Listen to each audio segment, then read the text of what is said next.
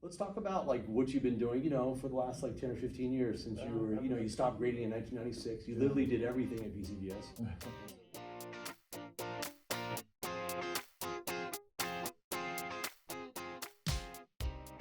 So now like, what have you been up to?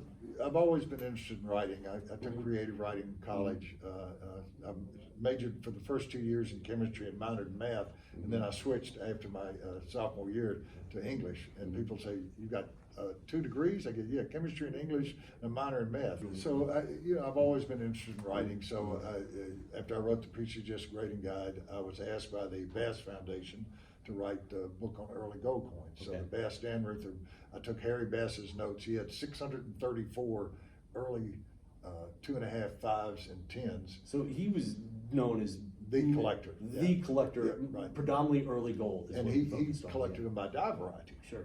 So I already had I had the blueprint for that, and David Calhoun, his stepson, asked me to write the book that Harry never wrote, but he had extensive notes, and so they supplied me with his notes, and I was able to expand on that and create the book on early gold coins. And It's shocking that he would collect early gold by die variety. Because the early gold unto well, he wasn't itself. the first. He wasn't the first. Waldo Newcomer did it.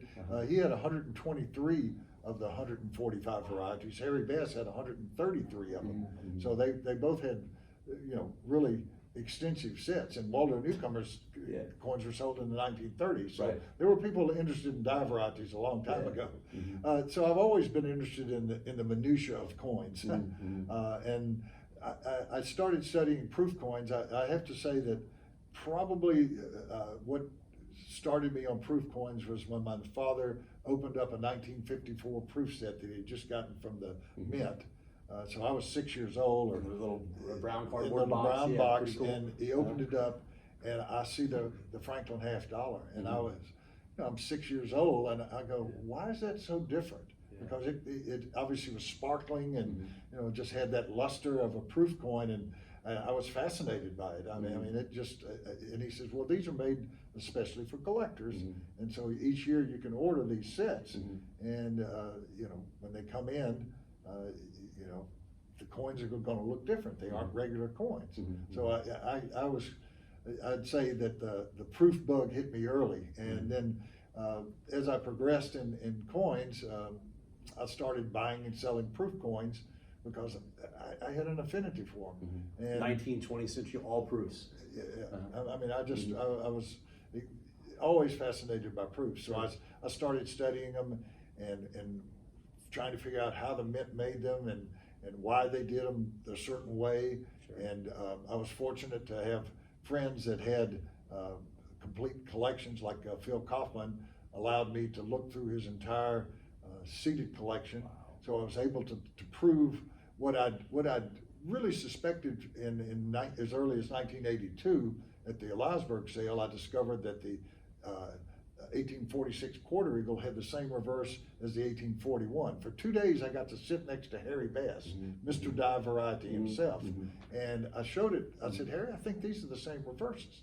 And he wore the glasses with the little flip down magnifiers.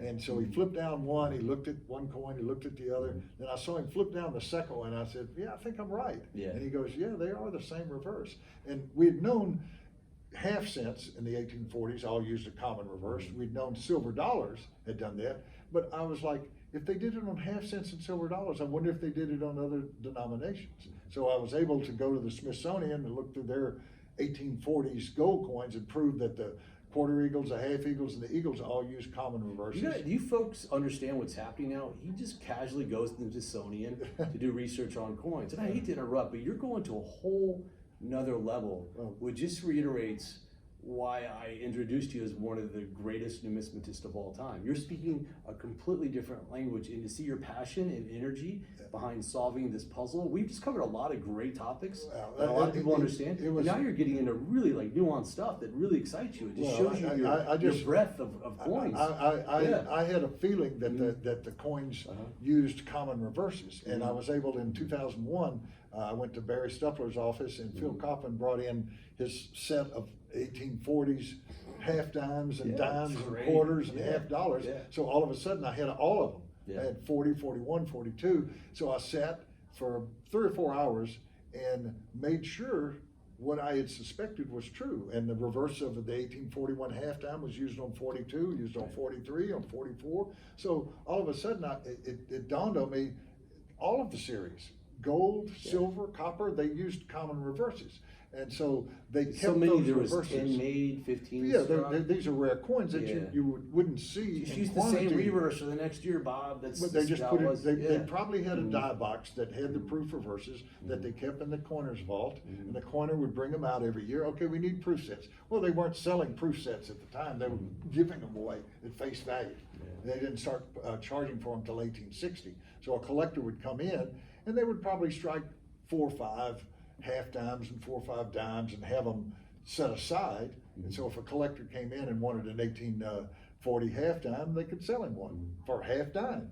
And want a $half, it's 50 cents. That's so cool. Yeah, I would love to need a time machine, right? Yeah, right. What a $100 bill today can get you back then. You know what's interesting is, everyone understands what a proof coin. It's a method of manufacture. It's a specially struck coin. It's really intended for collectors. And there's a lot of people out here that are watching this that collect, like silver eagles, gold eagles in proof, estate quarters in proof, more modern coins. Right. And there's a misconception that, a proof is a proof. It's not. But as you get older series and older coins, some of these are very difficult. And it gets back to it could be a proof for what it is back in the day. Well, remember, they didn't call them proofs. They called them master coins. Yeah. We've been discussing that for years to change the SP designation, which we call the coins from the 1790s through the early 1800s. We call them SP, specimens.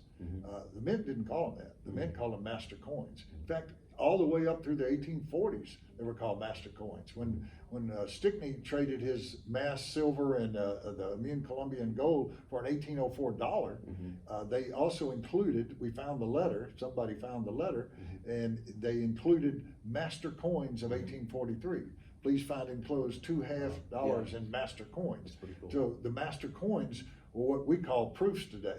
But like you said, some of the master coins don't meet the standards of a proof eagle. They're kind of proofy. They kind of like, okay, is that Is a it- proof or yeah, not? yeah. What's going on there? So but it's fun. As one of the trying to things figure it out. that we've been discussing, I've been discussing with other dealers and with Steve Feltner and other people, is to change to the Mint's nomenclature.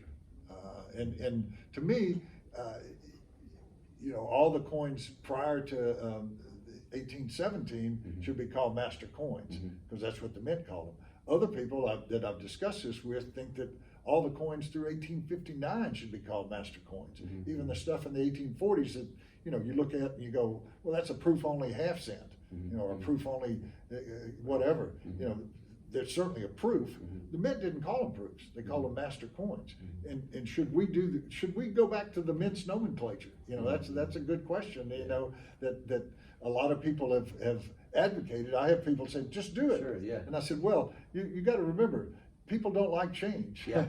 But I think if you present it in the correct way, that your SP coin or your proof coin is now called a master coin, and actually master coin is a better term than proof. I love it. When you say master coin, that's whoa. That's it. Yeah, that's the reference the Mint of all of the master. coins they made that year. Yeah, that's We the think reference. it goes back to the British when the Mint master, which is the chief coiner, what we call the chief coiner, the Mint master was in charge of the minters, the guys that struck the coins. Of course, they were struck by hand at first. Right. And so we think that the term master coin came from that those are the coins that the Mint master made to show the king or the queen, here's what your portrait's going to look like. But that term was used really through the middle of the 1800s.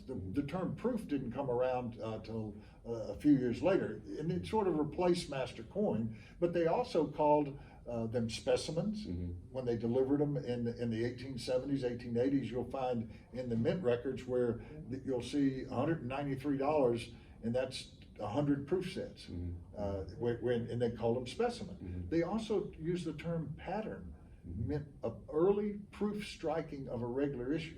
So when J.R. Snowden wrote his book in 1860, he called 1841 quarter eagles patterns. And that was confusing to me at first until I read the the 1887 Mint report where James Kimball, the Mint director, complained that people were misusing the word pattern. It's all about context. It's the coins, it's the language they use to words describe. change really over matter, time. yeah. Words change over time, but there's something to be said for going back to the original Mint language, Yeah. you know, because that's what they called them. Yeah. Huh, interesting. So, I gotta tell you, when I look at certain coins, that just blow my mind. I call them coins that slap Seth in the face twice. Like the $1796, that was MS66 Plus that recently sold for $1 gazillion at auction. You mean the $94? Yeah, excuse me. Well, I'm thinking of the half too as well. Yeah, I had a couple right. of coins, the 796 half, the 79. When you look at them, I call it kind of like a Bigfoot sighting. They shouldn't exist, but I'm looking at it. I was told about that coin. And so it's something like I started shaking, I started getting I emotional. didn't believe it either. When I Yeah. saw it at the Amon Carter sale in 1984, I'd been told that there was a proof $1794. Now I'm like, yeah, No right. way, yeah. You saw it. sure. You're like, it's And it's Bigfoot. You're watching him run across the road. It's right there. I fell out of my chair. Yeah. I could not believe the depth of field. And I've seen that coin several times outside the holder.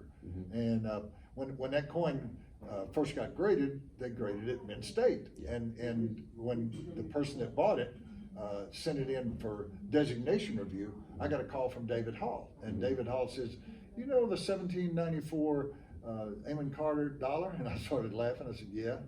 He says, what do you think we should call it? I said, if it was a Morgan dollar, what would you call it? There was a silence on the other end, a few seconds. He said, proof. I said, you gotta say something. that's what it is. Yeah. That coin's different. Can't call it in. You know, that coin was specially struck. It was a master coin, and it really should be called MC. That would be because cool. that's, and I think you know the cachet, Master coin 66 the plus. cachet of master coin to me. I think if it's presented right, people will think, oh, I've got a master coin. That's better than a specimen. That's better than a proof. Yeah. It's not. They're just words. They don't. But you're using the terminology that the coin master. The coin mint didn't master change. used at the time. All we're doing is changing the terminology.